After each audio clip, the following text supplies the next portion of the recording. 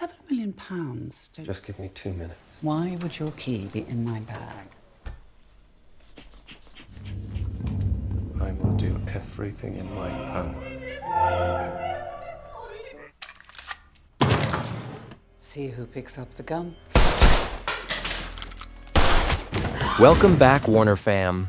Today, I'll be recapping the 2025 thriller mystery film Black Bag. So, keep your eyes wide open and stay safe. The movie starts. The scene opens on a dark Friday night in London. British intelligence officer George Woodhouse meets with his superior, Meacham. They're in a dimly lit room, and the tension is thick. Meacham drops a bombshell. 5 suspects are linked to the leak of a top-secret software called Severus.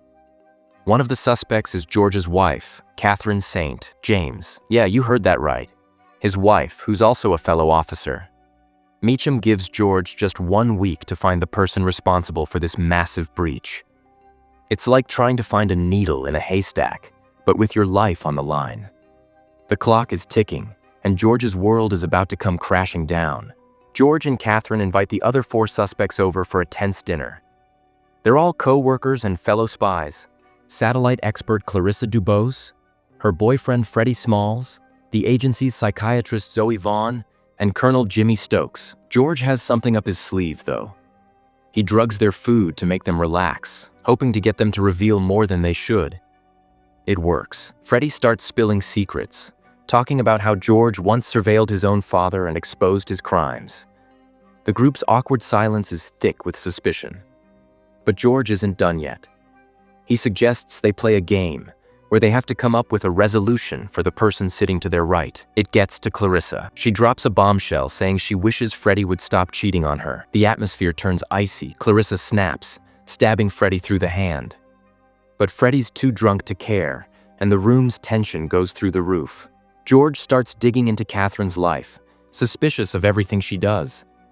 While looking through her things, he finds a ticket stub for a movie called Dark Windows in her bathroom bin. This raises red flags.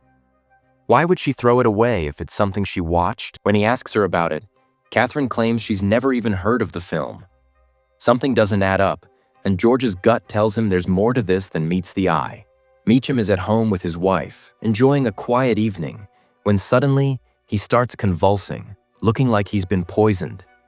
It happens so fast that no one can react in time. Later, George finds out that Meacham is dead, but the report says it was just a heart attack. Something feels off.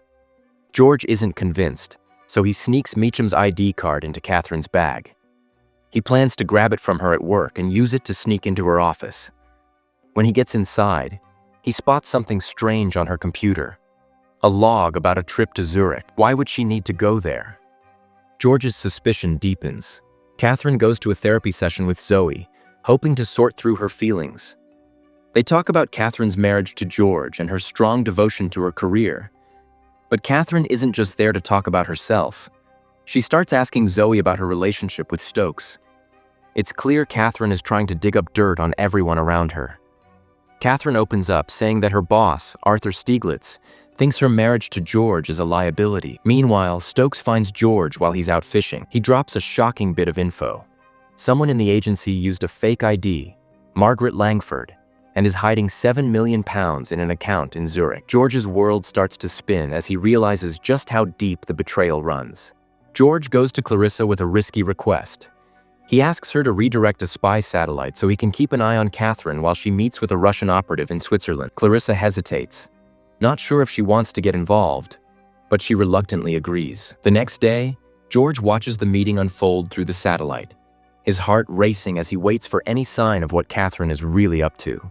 Stokes meets with Zoe, and things take a tense turn. They break off their relationship, with Zoe trying to help him move on by suggesting another psychiatrist. But Stokes isn't having it.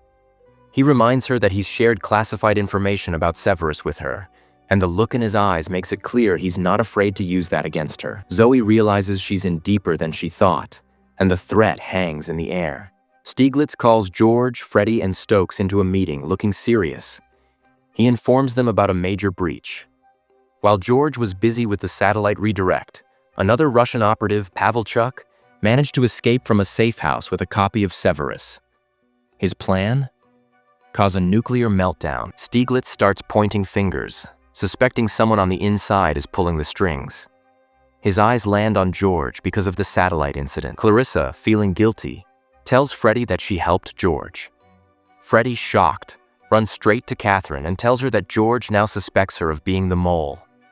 The web of lies and betrayal just keeps getting thicker. George and Kathryn finally sit down and talk, trying to figure out who the mole is.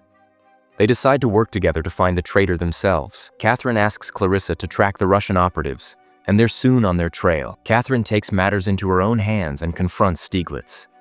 She accuses him of being behind the leak of Severus, planning a nuclear meltdown to destabilize the government, even if it means risking thousands of lives. The Russians are finally tracked down, but just as things seem to be wrapping up, they're blown up in a drone strike. The tension in the air is thick as George and Kathryn realize just how close they came to losing everything. George has Clarissa, Freddie, Stokes, and Zoe all go through a polygraph test. He wants to know exactly when each of them first learned about Severus. After going over the results with Kathryn, they decide to invite the 4 others over for another tense dinner party. But this time, things are about to get real serious. Kathryn places a gun in the middle of the table, and the air thickens with tension as secrets begin to spill. First, George exposes Freddie and Zoe for having an affair, which is how Zoe first learned about Severus. They also reveal that Stokes had been working with Stieglitz to leak Severus and cause a nuclear meltdown. Freddie and Zoe, desperate to stop it, tried to use Kathryn to stop the plan. Zoe's strong Catholic faith also played a role in her resistance to letting Severus cause disaster. Then, Stokes grabs the gun and admits to his guilt, even confessing to killing Meacham. He tries to shoot George, but the gun only fires blanks. George doesn't hesitate. He shoots Stokes dead in front of everyone. Kathryn uses this moment to make a chilling point, warning the others not to mess with her and George's trust in each other. They quickly dispose of Stokes' body, but one thing's clear. No one is safe from their secrets anymore. Kathryn later calls Stieglitz and tells him straight up that his plan has failed. The weight of his failure hangs in the air. That night, George and Kathryn share a quiet moment together, reaffirming their love for each other. But even as they hold each other close, their minds drift back to the £7 million sitting untouched in the Zurich account. The problem isn't over yet, and they both know they have one more thing to deal with. What would you do if you found out the person you trust most might be hiding the darkest secrets? Let me know your thoughts in the comments. So if you liked this, hit subscribe and turn on notifications for more recaps.